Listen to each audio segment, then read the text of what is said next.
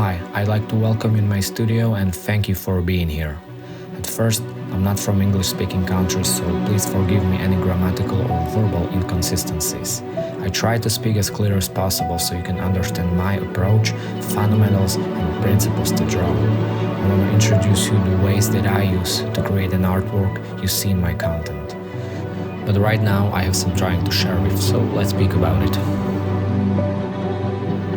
Okay, so the first tip I want to give you guys, especially when you're going to draw, you should have your paper or sketchbook or whatever you're drawing on in a vertical position, because you should try to draw with your hands stretched and step back from your drawing board in order to be able to match the proportions of the object correctly.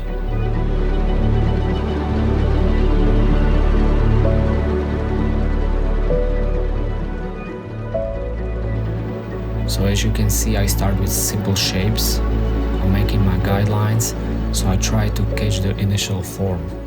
I don't focus on any details at all, only the basic lines, which transform into some kind of primitive shapes, which are connected to each other by the principles of perspective. These guidelines are creating the fundamental structure of the drawing. I'm gonna fill it up with more precise details later on. Now I'm using Tombow monopen's HB hardness. I find it very universal. It leaves a beautiful and intense marks, and it can be easily corrected or removed.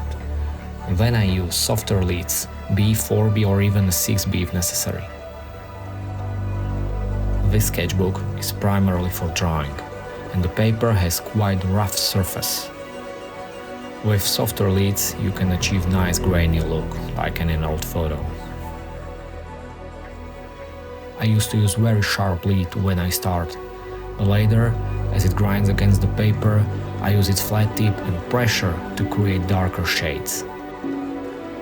This technique is not hatching, but rather a gradual building up of overall contours of the drawing.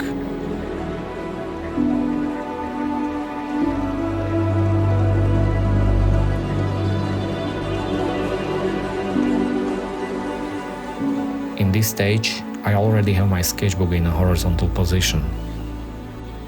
I'm also gonna use a kneaded eraser and blending stump, which is basically a piece of paper rolled up. Here I'm just lighting up the highlights with my kneaded eraser and starting to draw in some details.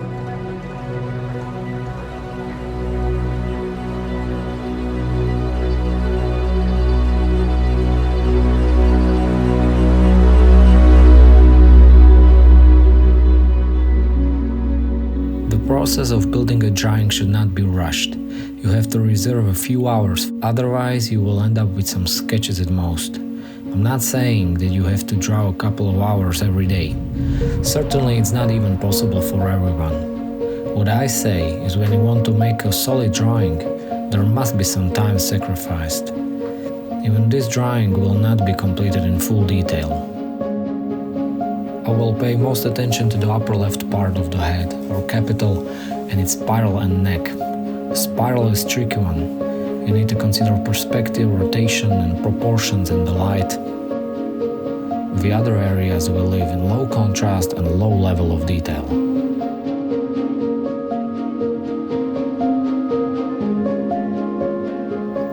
Currently I'm putting more and more shadows to the volutes spiral part.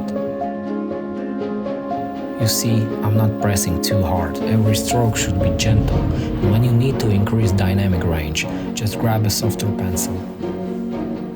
Always be gentle with your lead. Not only your work looks more professional when there's no scratches on paper, but you also can easily correct any imperfections.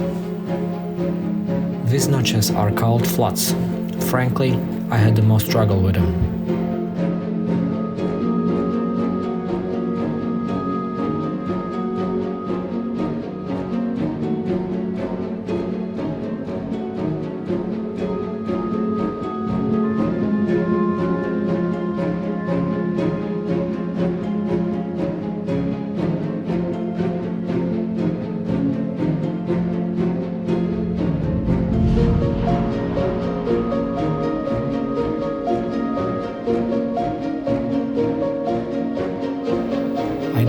these ornaments completely. I just try to indicate their shape with cast shadows.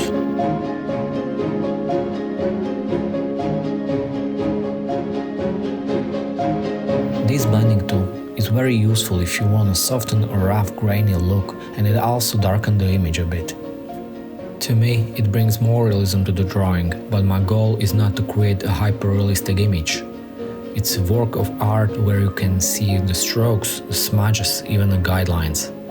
But let me something clear up. I'm not saying the other styles are bad. Basically, I like them all. Just presenting my approach. I'm highlighting the exposed areas and softening the shadow with the blending stump.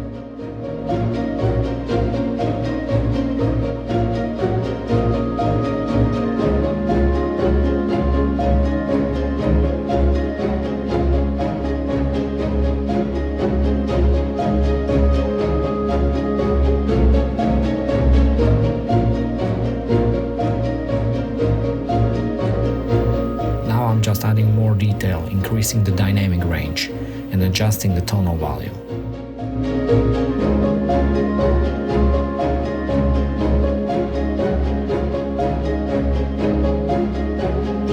And here you can clearly see the upper central part of an image has the most detail, while the other areas are not so sharp or contrasty.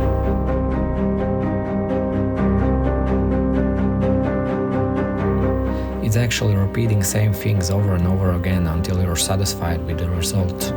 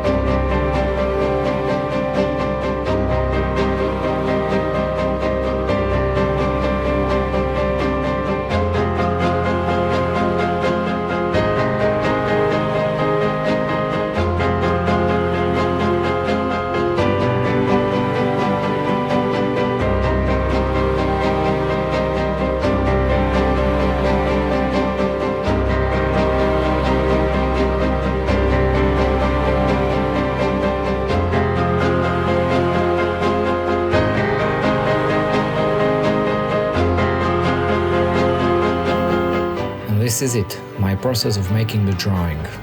I hope you find this video useful.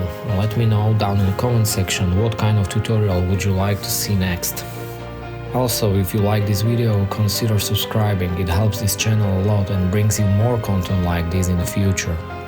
So if you make it so far, thank you for your time and see you in the next one.